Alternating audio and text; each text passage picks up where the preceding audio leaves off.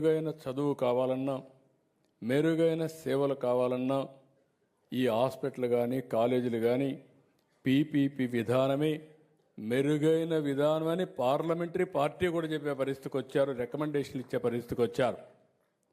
అలాంటిది మనం పీపీపీ విధానంలో ముందుకు పోతే ప్రజల్ని మభ్యపెట్టడానికి ప్రైవేట్ అంటారు. రేపు మీరు గుర్తుపెట్టుకోండి, ఎక్కడ దీని కింద ఇచ్చినా కూడా ప్రభుత్వ పాఠశాల పలాని టౌన్ అని పేరుంటుంది తప్ప ఎక్కడ మెయింటైన్ చేసే వాళ్ళకి చిన్న బొమ్మ వేసుకుంటారు. దాని మీద యజమాన్యం, దాని మీద పెత్తనం పూర్తిగా ప్రభుత్వానికే ఉంటుందని మరొకసారి ప్రజలందరికీ విజ్ఞప్తి చేస్తున్నాం. ఇలాంటివి వచ్చినప్పుడు ఈరోజు మీరు రోడ్లు తిరుగుతూ ఉంటారు. ఒకప్పుడు మన రోడ్లన్నీ అధ్వానంగా ఉండేటివి. ఇప్పుడు పీపీపీ విధానం వచ్చిన తర్వాత one of the best roads వచ్చాయి, ఎయిర్పోర్ట్లు వచ్చాయి. ఇలాంటివి ఒకటి కాదు, అనేక వ్యవస్థల్లో మనం ముందుకు పోయే పరిస్థితికి వచ్చాం. సంపద సృష్టించడానికి ఏకైక విధానం పీపీపీ. దీనిపైన ఇంకొక పక్కన నేను ఆలోచించింది, వీటి వల్ల ఆదాయం పెరుగుతుంది, సంపద వస్తుంది, అదే సమయంలో ఆర్థిక వ్యత్యాసాలు పెరిగిపోతాయి. కాబట్టి P4 తీసుకొచ్చాం, పబ్లిక్ ప్రైవేట్ పీపుల్స్ పార్ట్నర్షిప్ అని. కింద నుండే కుటుంబాల్ని పైకి తేవడానికి ప్రత్యేక శ్రద్ధ, ప్రత్యేక కార్యక్రమాన్ని ఒక పద్ధతి ప్రకారం తీసుకొచ్చిన ప్రభుత్వం ఎన్డీఏ ప్రభుత్వం అని చెప్పి కూడా నేను మీకు తెలియజేసుకుంటున్నా. అందుకని ఈరోజు నేను బయట ఉన్నా కూడా నేను ఒకటే ఆలోచించా, ఈరోజు కంపల్సరీగా ఇక్కడికి రావాలి, పొట్టి శ్రీరాములు గారికి నివాళులు అర్పించాలి. అదే సమయంలో మనం ఏం చేయబోతున్నామో మనం ప్రజలకు చెప్పి స్ఫూర్తిని నింపాలనే ఉద్దేశంతోనే ఇక్కడికి వచ్చాను. ఈరోజు అమరావతిని అభివృద్ధి చేస్తాం. 3 ప్రాంతాలు విశాఖపట్నం కేంద్రంగా ఆ ప్రాంతాన్ని, ఆ రీజియన్ అభివృద్ధి చేస్తాం. తిరుపతి కేంద్రంగా రాయలసీమ అభివృద్ధి కూడా చేస్తాం. అల్టిమేట్గా 2047కి ప్రపంచంలోనే తెలుగు జాతి అగ్రజాతిగా తయారు చేసే బాధ్యత ఎన్డీఏ కూటమిది. అదే సమయంలో ఇండియాలో నెంబర్ 1 స్టేట్గా కూడా ఆంధ్రప్రదేశ్ తయారవుతుందని చెప్పి తెలియజేసుకుంటూ, ఈరోజు పొట్టి శ్రీరాములు గారు ఉన్నారు, త్యాగం చేశారు, స్వాతంత్రం కోసం పోరాడారు, స్వాతంత్రం కోసం పోరాడి జైలుకి వెళ్ళారు. దేనికోసం వెళ్ళారంటే స్వతంత్ర భారతదేశంలో మేము ఉండాలి, అందరికీ న్యాయం ఉండాలి, మెరుగైన జీవన ప్రమాణాలు ఉండాలి, పరదేశ పాలన మాకొద్దు, మేము స్వతంత్ర భారతదేశంలో పరిపాలించుకునే శక్తి ఉందనే ఉద్దేశంతో ఆ రోజు పోరాడారు.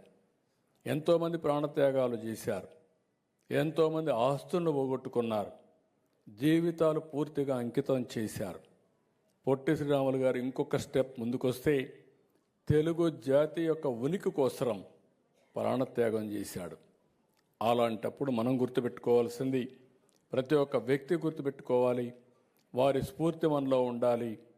ఆ స్ఫూర్తే తెలుగు జాతిని నెంబర్ 1గా చేసినప్పుడే పొట్టి శ్రీరాములు గారికి నిజమైన నివాళులర్పించిన వారు అవుతాం, నిజమైన వారసులుగా తయారవుతామని చెప్పి తెలియజేసుకుంటూ, అలాంటి స్ఫూర్తితో ముందుకు పోవాల్సిందిగా మిమ్మల్ని కోరుతూ, ఇక్కడుండే మీరు కూడా మీ ఆలోచన విధానంలో మార్పు తీసుకుని తద్వారా ఎప్పటికప్పుడు 10 మందికి ఒక స్ఫూర్తినిచ్చి ఏ విధంగా ఈ జాతిని ముందుకు నడిపించాలి అనే విషయంలో కూడా అందరూ ఆలోచించాల్సిన కోరుకుంటూ, నేను చాలా సంతోషపడుతున్నా.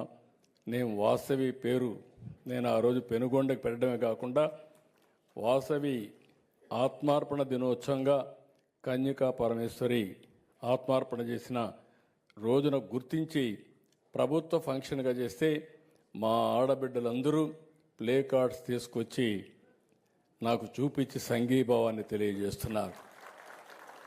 అదే మేము కోరుకునేది. ఎందుకంటున్నానంటే ఈ మాట, మీరు ఇలాంటి ఒక పాజిటివ్గా ఆలోచించి చేసిన పనిని గుర్తించి 10 మందికి చెప్పగలిగితే అది ఒక పెద్ద టానిక్ మాకు. అక్కడి నుంచి ఇంకా ఒక 10 పనులు ఎక్కువ చేయడానికి, లేకపోతే చేసిన పని మర్చిపోతే మాకు కూడా నీరసం వస్తుంది. అంటే ఇప్పుడే మర్చిపోయారు, వీళ్ళు ఎక్కడ గుర్తుపెట్టుకుంటారని ఆలోచన వస్తుంది. ఎప్పుడైనా ఒక రాజకీయ నాయకుడు మంచి పాలసీ తీసుకొస్తే మీరు అభినందించాలి, చెడు పాలసీ తీసుకొస్తే ఖండించాలి. అప్పుడే మనం అందరం నిజమైన వారసులు అవుతాం పొట్టి శ్రీరాములు గారికి. లేకపోతే నిజమైన వారసులు కాదని చెప్పి కూడా నేను మీకు తెలియజేసుకుంటూ, చాలా సంతోషం మీ అందరినీ చూస్తున్నా. చాలా ఉత్సాహంగా ఉన్నారు, చాలా ఉత్సాహంగా ఉన్నారు.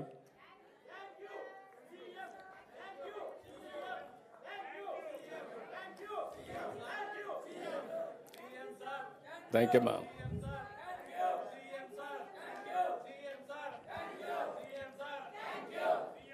Thank you.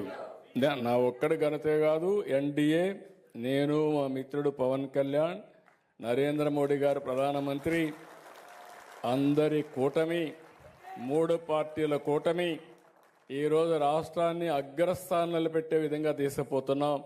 నేను చాలాసార్లు ముఖ్యమంత్రిగా ఉన్నాను, కానీ ఈ 1.5 సంవత్సరాలు నేను చేసిన పనులు చూసిన తర్వాత సూపర్ 6 సూపర్ హిట్ చేశాం.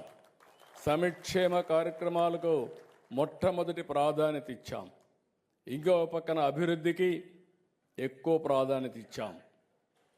నేను ఎన్నోసార్లు చూశాను, కానీ 18 నెలల్లో 21 లక్షల కోట్ల రూపాయలు పెట్టుబడులు తీసుకొచ్చిన ఏకైక సమయం నా జీవితంలో ఇది అయిన తర్వాత సుపరిపాలన. మీరు చూస్తే టెక్నాలజీ ఉపయోగించి ఎవరికి ఏ ఇబ్బంది లేకుండా అవి కూడా చేసే పరిస్థితికి వస్తున్నాం. ఇది చూసినప్పుడు ఒకసారి అనిపిస్తుంది, ఒకప్పుడు నేను టెక్నాలజీ అంటే ఈ దేశంలో ఎప్పటి నుంచో టెక్నాలజీని అడాప్ట్ చేయడమే కాకుండా ప్రమోట్ చేశా. అప్పుడు అందరూ నన్ను ఎగతాళి చేశారు 420 అని. ఈయనకి ఏం తెలుసు అన్నారు. ఈరోజు ఆ ఒక్క విధానం ప్రపంచంలోనే భారతీయులకు గుర్తింపు వచ్చింది. నాలెడ్జ్ ఎకానమీకి బ్యాక్ బోన్ అయింది. 25 సంవత్సరాల్లో మీరు చూస్తే ఏ దేశానికి పోయినా అక్కడ ఉండే వాళ్ళందరిలో హైయెస్ట్ పర్ క్యాపిటా ఇన్కమ్కు చిరునామాగా తెలుగు వాళ్ళు తయారయ్యారంటే అది ఒక నిర్ణయం. సరైన సమయంలో సరైన నిర్ణయం తీసుకున్నాం. దానివల్ల మన వాళ్ళు దాన్ని అందిపుచ్చుకున్నారు, ప్రపంచం అంతా వెళ్ళారు. ఇప్పుడు నేను ఆలోచించేది ఇంకొక లెవెల్లో 1 ఫ్యామిలీ 1 ఆంటర్‌ప్రెన్యూర్. 1 ఫ్యామిలీ 1 ఆంటర్‌ప్రెన్యూర్ నేను సక్సెస్ అయితే ప్రపంచంలో ఒకప్పుడు జూయిష్ ఉండేవాళ్ళు, ఇప్పుడు జూయిష్ కాదు, పొట్టి శ్రీరాములు గారు అనుకున్నాడు తెలుగు జాతి. ఇలాంటి మహనీయులను మనం ఒకసారి చూసుకుంటే, ఒక ఎన్టీఆర్ ఆత్మగౌరవాన్ని కాపాడాడు, తెలుగు జాతి ఆత్మగౌరవాన్ని, తెలుగు జాతి ఉనికిని కాపాడిన వ్యక్తి పొట్టి శ్రీరాములు గారు. ఇలాంటి వ్యక్తుల గౌరవాన్ని, వాళ్లకు నిజమైన నివాళులర్పించాలంటే మీరందరూ కష్టపడి తెలుగు జాతి నెంబర్ 1గా ప్రపంచంలో గుర్తింపు వచ్చిన రోజున నేను ఆనందపడతా. అది ఎన్నో రోజుల్లో లేదు, 2047 ఇప్పటి నుంచి 22 ఏళ్లలో ఇది సాధించి తీరతామని చెప్పి మరొక్కసారి మీ అందరికీ విజ్ఞప్తి చేసుకుంటూ, మనస్ఫూర్తిగా అందరికీ నమస్కారాలు తెలియజేసుకుంటూ సెలవు తీసుకుంటున్నా.